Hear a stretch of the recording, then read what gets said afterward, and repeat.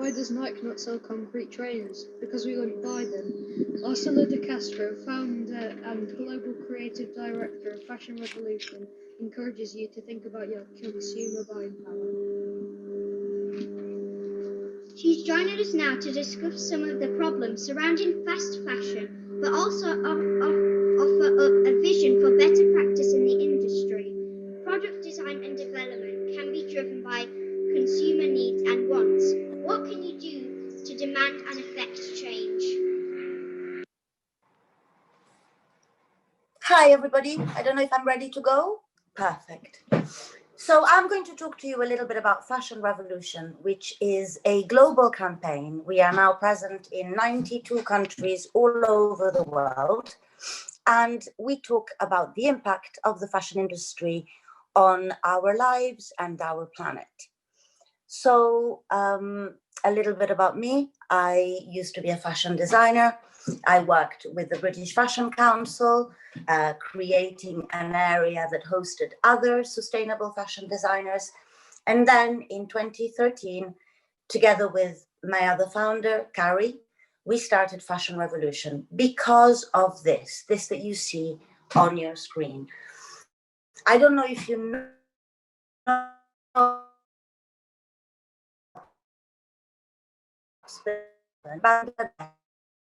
building collapsed.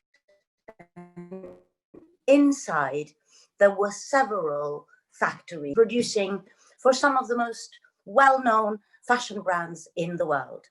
So I'm going to start with a sad story, because actually Fashion Revolution really is about joy and about what we can all do together.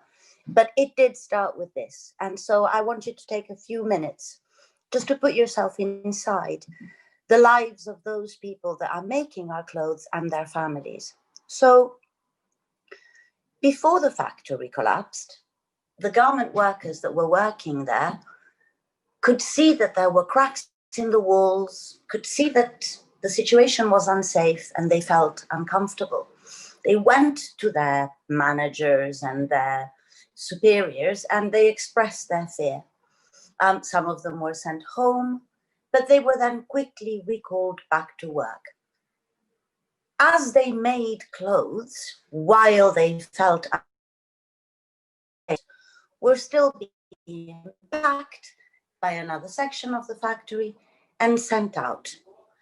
And they reached our stores. So what did happen eventually when the building collapsed is that 1,138 people died and over 2,500 were injured.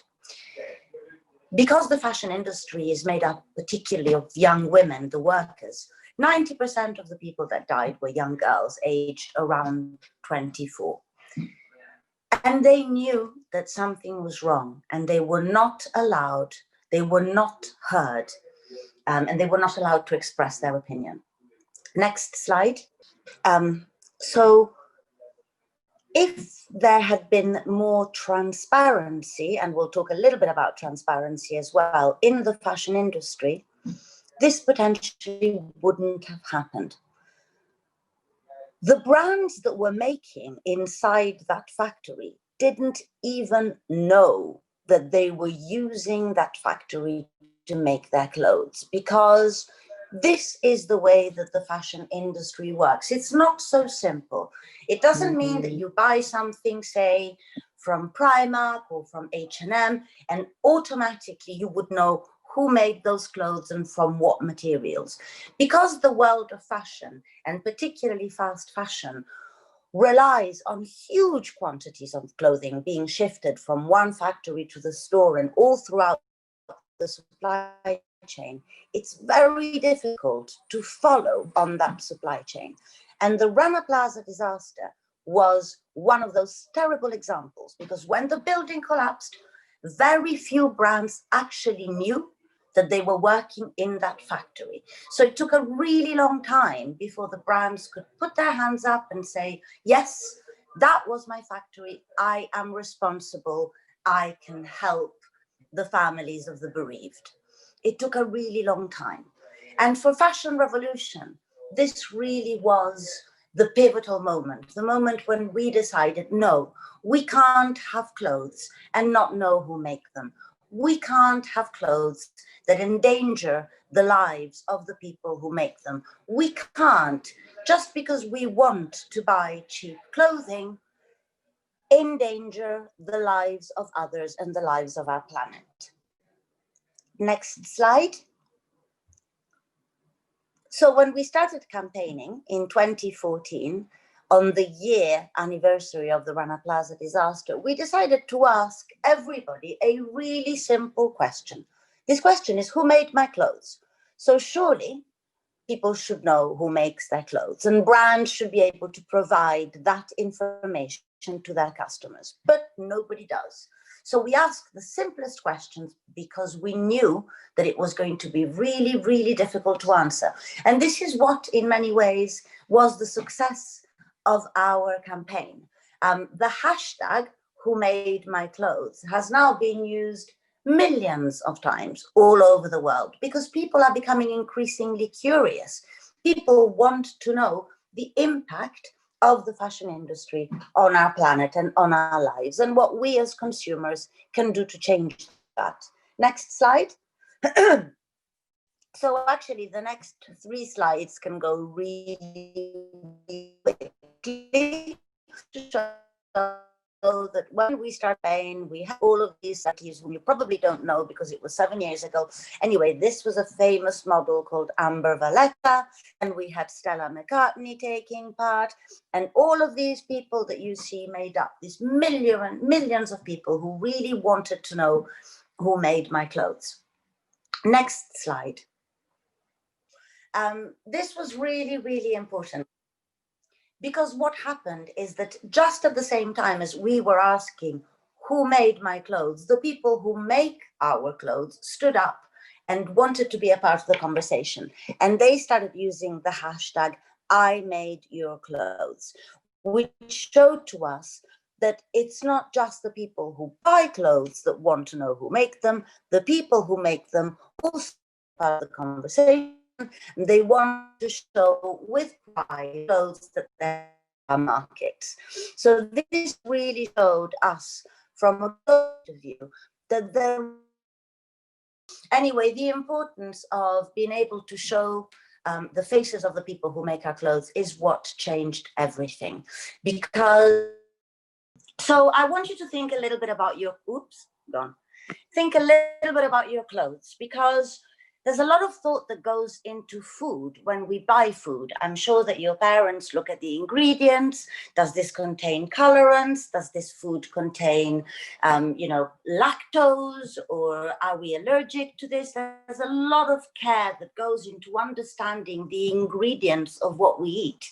And there's a lot of understanding, I'm sure that you also know, that eating meat is bad for the planet, that we should try and eat organic food. What about the 5 a day? How important it is to eat our fruit and vegetable. Nobody makes that same thinking when it comes to our clothes. And yet, the parallels are huge. So just think of the skin.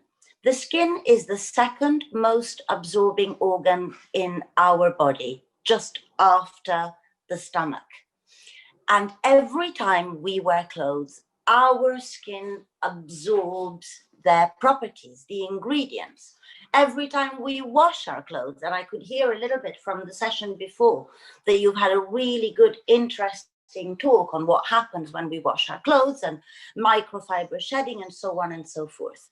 So we need to think about our clothes in the same way that we think about our food. We need to think about the ingredients within our clothing.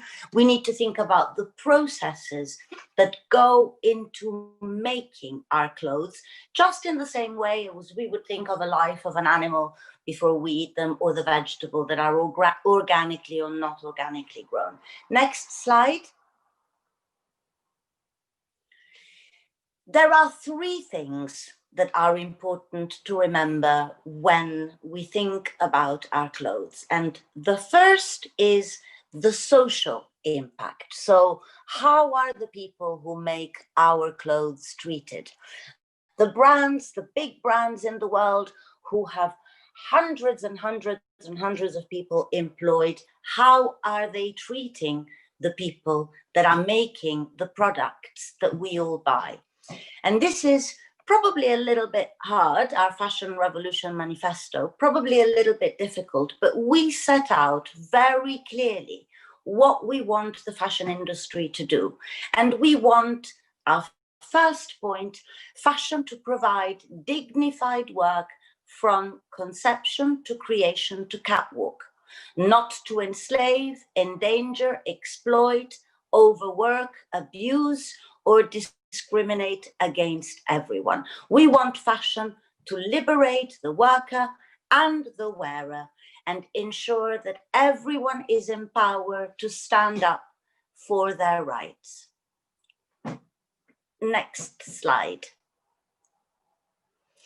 Because really, what we wear is part of our skin. The clothes that we wear are our chosen skin.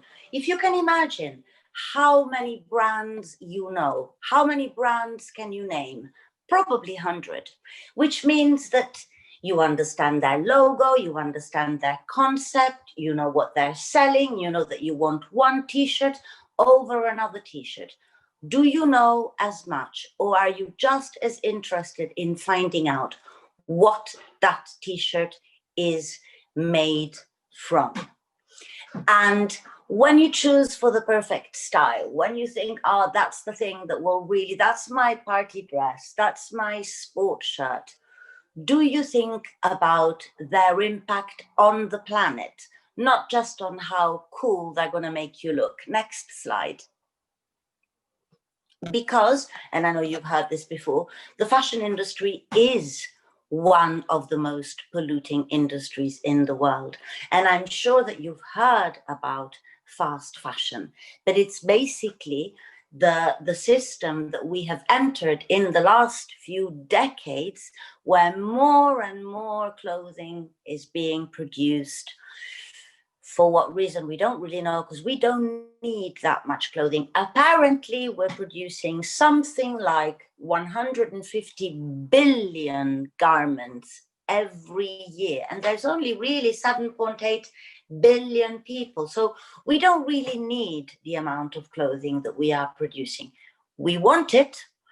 We're made to feel that we should buy it, but surely we don't need quite this much if the cost to the environment is going to be quite so high. Next slide. Because right now, everything that you see and everything that you wear is affecting the people who make it and is affecting our planet. Next slide. So we know that since the Rana Plaza disaster, which I showed you before, since celebrities and influencers have been coming out with wanting to wear a better fashion, since we started looking at the fashion industry and understanding quite how much it could do to slow down climate change and to bring respect to their workers, we also know that consumers want brands to change. If you're going to go and buy some clothing, 81% of female consumers want to know that the other women making their clothes are living in dignity. They are working in a safe place. They are being paid their due. So we're beginning to understand that these things matter. Next slide. And that if the brands were to provide for us the type of clothing that is made with respect for people and planet, we know that people would buy it. So why not? Why not make this change? Why not look at the difference between good clothing and clothing that is a problem? Next slide. So some of you will become designers in the future. Many of you potentially will work in the fashion industry, because we know that it does employ so many people. If you think about it, from the people making our clothes to the people transporting the clothes to people working in shop, in retail stores. So the fashion industry, and particularly in the UK, employs so many people. And the point is that we need to ensure that everybody understands that there is something that can be done, from the designers to the people employed in companies.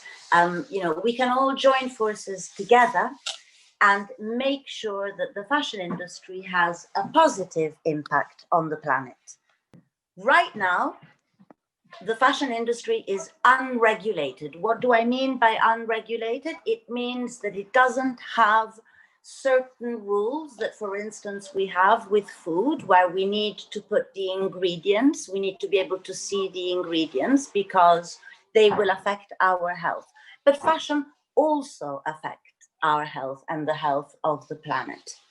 And it is important that we buy clothes that are made with respect for people and respect for nature, because at a time of climate crisis, the amount of chemicals that we are putting into the system because of the clothes that we're buying is it's dangerous. It's downright dangerous, and it's something that we can all start to think about. All the whole process, from the chemicals that are put into clothes when we produce clothing, to the chemicals that we are putting into the water stream when we wash and care for our clothing. Now, in China, there is a saying that says that you can look and you can imagine the it color of a season just by looking at the water in rivers. And this is actually a very sad, true story, because the rivers that are close to the factories and close to the places where the clothes are being produced absorb so many of the chemicals and the dyes and the toxicants that are used in making clothing that they often absorb even the color. And this is the second point, next slide, that it is important to think about. So I asked you first to think about the people who make our clothes, and I showed you about the Rana Plaza disaster. And then we need to think about the environment, which we all share. And our number 6 point of the manifesto says that fashion should conserve and restore the environment. It shouldn't deplete precious resources. It shouldn't degrade our soil. It shouldn't pollute our air and water, and it definitely shouldn't harm our health. Fashion should protect the welfare of all living things and safeguard our different ecosystem. Next slide. Because at the end of the day, however beautiful the clothes that we wear, however much we want them because they're going to make us look cool and make us look brilliant, if those same clothes, if those fabrics are the source of so much suffering for people and suffering for nature, then we should think before we wear. There is a saying that says, we are what we eat, meaning everything that we eat, everything that we absorb becomes a part of our body. Well, in the same way, we are also what we wear, because we absorb it and because we wear it and because it becomes a symbol of who we are and what we want to say. If you think of all of the logos, if you think of all of the slogan t-shirts, that's fashion speaking for you. That is you wearing clothes that make you say something, that are, in a way, a simpler way to show who you are. So we really want to show that we care. Next slide. So you've heard a lot about polyester before, which was really interesting, and how it sheds and how it's made of plastic. But fashion is using materials that are disrespectful to the planet because they are used in excess. When I told you before that we're producing 150 billion garments of clothing, well, if you think that there is a fabric called viscose, again, you should check your label. Many clothes are made of viscose. So viscose is made out of trees. So we're looking at forests being cut down to make t-shirts. We're looking at trees being stumped in their growth to make trousers. We're looking at the natural world being made less because of types and all of the clothes that we want to wear. So we want to push the fashion industry to really invest their money, not on the latest influencer fashion, but really in making sure that they use the right innovation so that the resources that they use are used sustainably, so that trees that are cut are being replanted, so that the cotton that is being sewed does not contain 85% worth of chemicals, but it's instead organic and rain-fed, that the people that farm that cotton are paid enough to support their family in dignity, and that we go back to using materials that we've used for centuries, like hemp or linen, that they're not so popular right now, but that we know can be made to work sustainably for us. Next slide. Fashion is also a very, very thirsty industry. Cotton production needs an enormous amount of water. It says on this slide here that a single mill, a mill would be the factory where you produce the fabric, not where you make the clothes, can use up to 200 tons of water for each ton of fabric it dyes. Now, water is constantly recycled. The world is beautifully designed. But what happens when we take that water, we pump it full of chemicals, and then we put it back in circulation? It will rain back on us polluted. It will be in the water, in the sea, polluted. Our rivers will be polluted. So it's not so much how much water we are using, but what are we putting into this water? And this is what is important that you think. Each time that you look for your clothing, each time that you see a little stain on a piece of clothing, is how am I going to wash that when I know that it could potentially pollute if I just put it in a normal washing machine? Next slide. So because we use so much water, we need to think about making it as clean as possible and using as little as possible if we know that it will pollute. Next slide.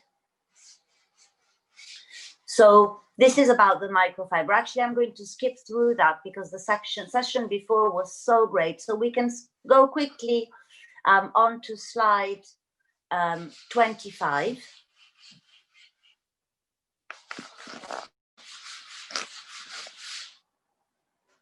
The blue one, that's it.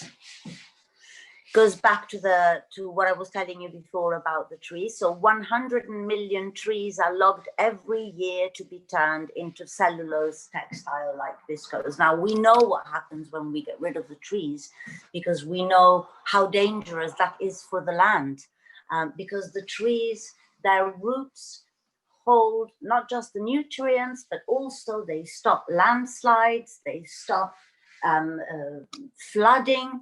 They're a crucial element to the world. And if we cut them, not just to make viscose, but also for leather production, because leather production comes from cows, and cows need land, and therefore trees and forests are cut for that as well. This is one of the biggest contributors to climate change that there is, deforestation. So every time that you buy a piece of clothing, you have to check for the polyester. Let me add another one. You also have to check if it says viscose, that it says that it is a sustainable viscose. So again, this might be a little bit boring, having to check the label every time you buy a piece of clothing or you look at a piece of clothing. But I go back to what I was saying before. When you take that time to decide whether you want the yellow t-shirt or the red t-shirt, that's time you are spending researching. You are doing your own research as to what will suit you and what you will like. Now, your generation is going to suffer probably more than mine as a result of climate change. So when you do your research, don't just think about what will look good on you, what will fit your size. Look for what will be good for everyone. Look for what will fit your principles and your ideas. And if, as I'm sure you will, you are the type of person that will want to make good, then this is what you need to look for. This is the research that you need to start thinking about to become a warrior, to become somebody that will inspire others to make change. Next slide. Because if you know that you can take a normal cotton t-shirt and exchange it for something which just has the word organic before the word cotton, and you know that organic cotton will be fed by the rain rather than by extra water. Organic cotton doesn't have any pesticide. That's it. That's a small change. And so rather than researching whether you want Nike or Reebok, rather than researching whether you are wanting a short dress or a long dress, look at the materials and make them a part of your final look.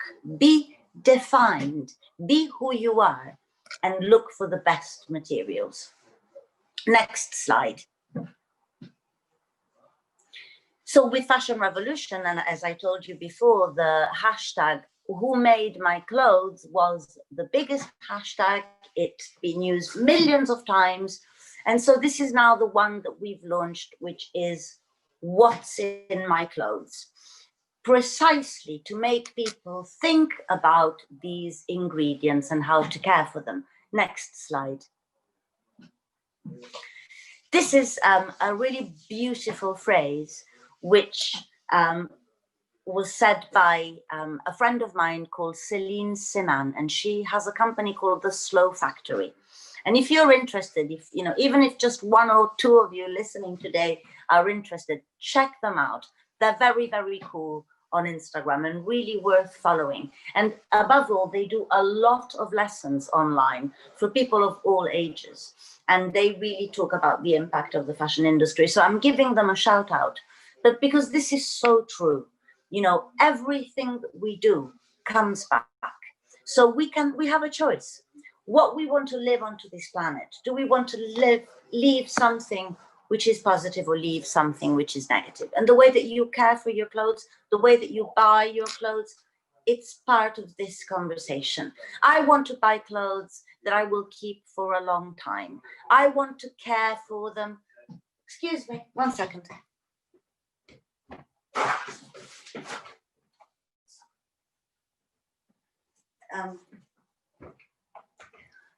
I want to buy clothes that stay with me a long time. I want to care for them as well as I possibly can. I want to be as little of impact as possible, because what I want to leave to my earth is something good and not something poisonous. Next. So we go back to that statistics when I told you 150 billion garments of clothing. Next slide. And this brings to something that we really all can do. And that is to avoid creating more waste.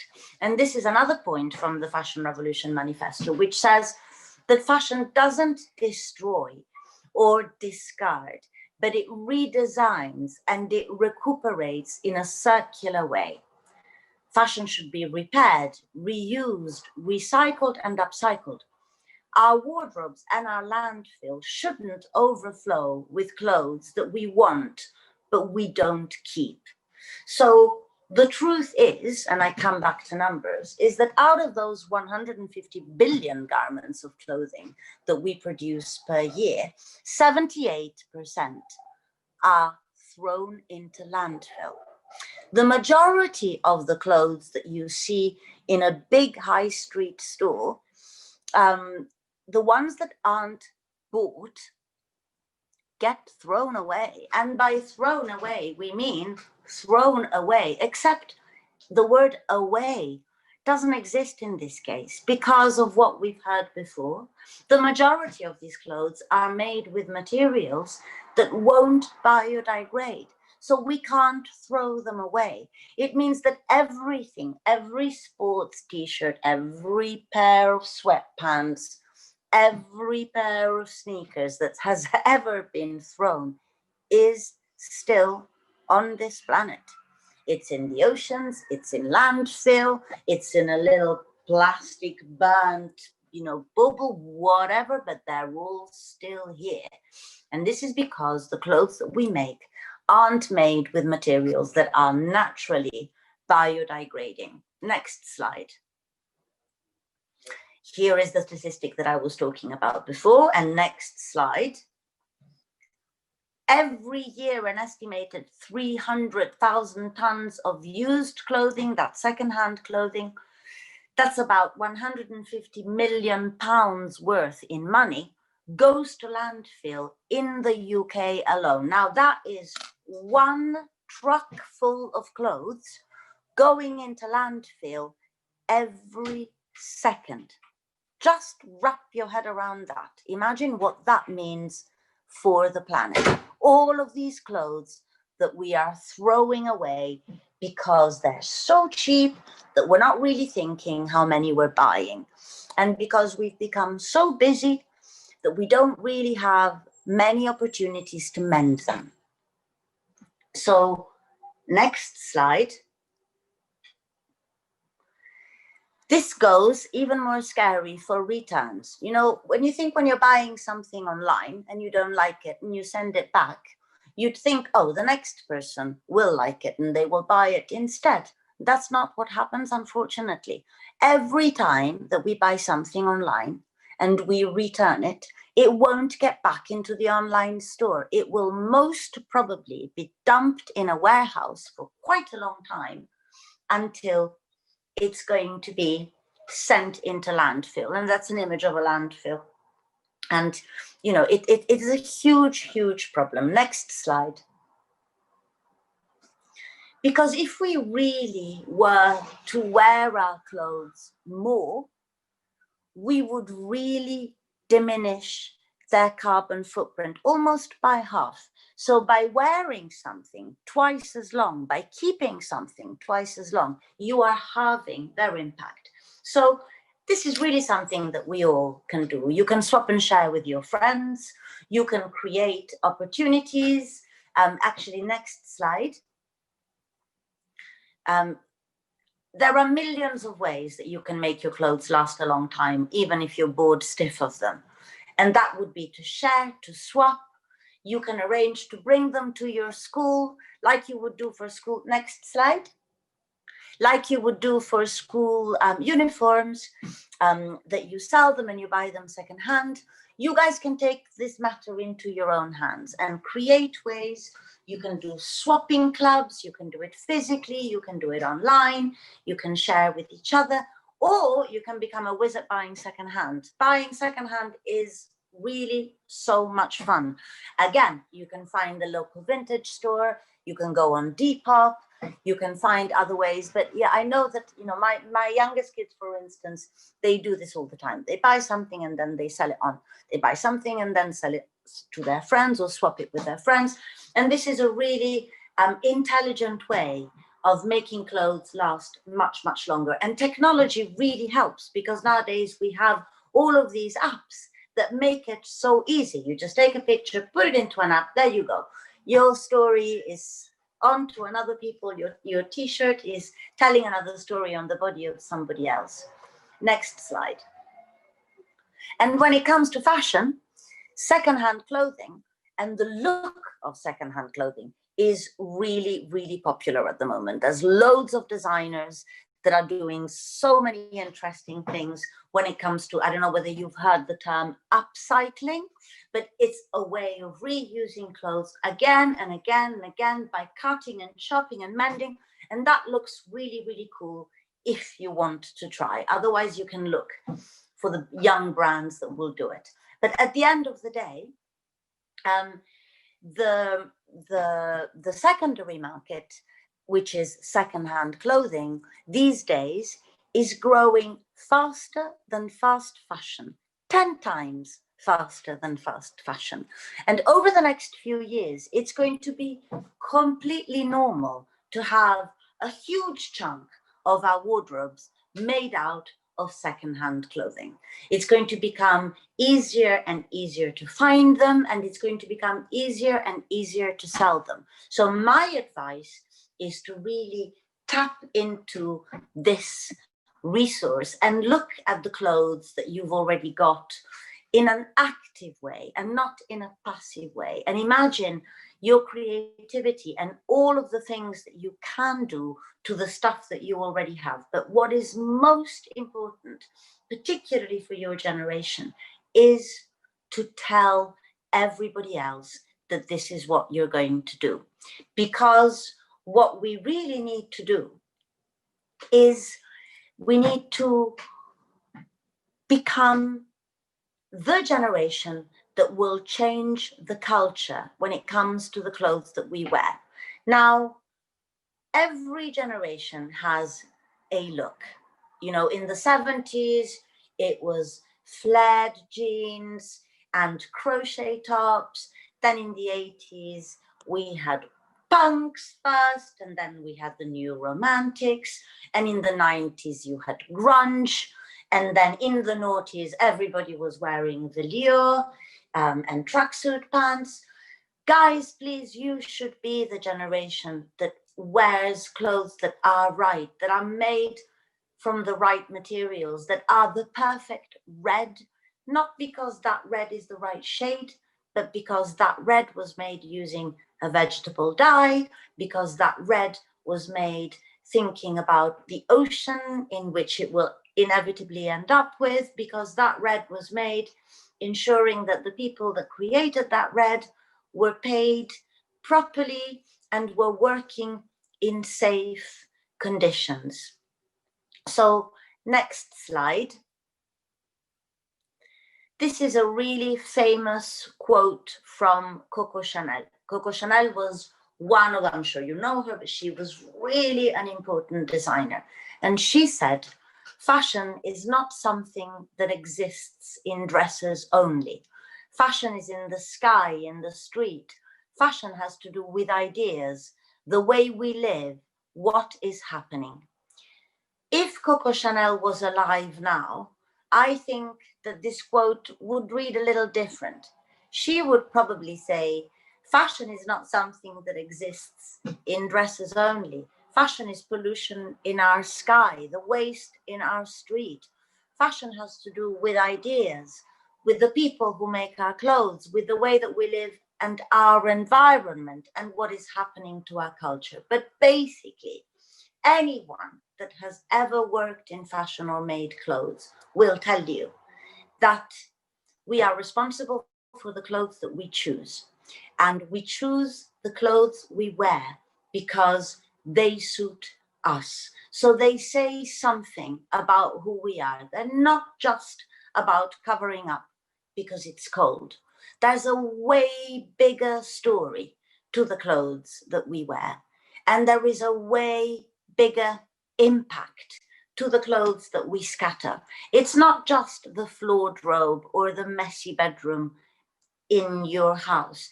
It's the whole world that is crowded with messy clothing that is left unwanted or behind, hidden somewhere unseen. So the opportunity that we have, and I hope that you will have a look at Fashion Revolution and take part, particularly during Fashion Revolution Week, which is going to be at the end of April in 2021. And if you go on our website, which is www.fashionrevolution.org, you will see that there's so many resources, so many ideas, like the stuff that I told you before about sharing and mending and swapping and so on and so forth. But if you think that you want to make a change in the future, it's not just your diet where you can make some changes. It's not just looking after yourself and eating better. It's also about the clothes that you wear. There is a lot that you can do and say with your wardrobe. And if your generation becomes the generation that manages to change this and makes fashion good, makes the clothes that we wear an expression of the world that you want to see and the world that you want to live in, then fashion really does have the potential to make that change. 100% of the population wears clothes. So let's make the clothes that we wear have a bigger purpose. I hope that you will take this to heart, that you will become a clothes warrior, that you will follow Fashion Revolution. And thank you so much for listening. I'm going to put my video on for a second. Thank you so much for listening.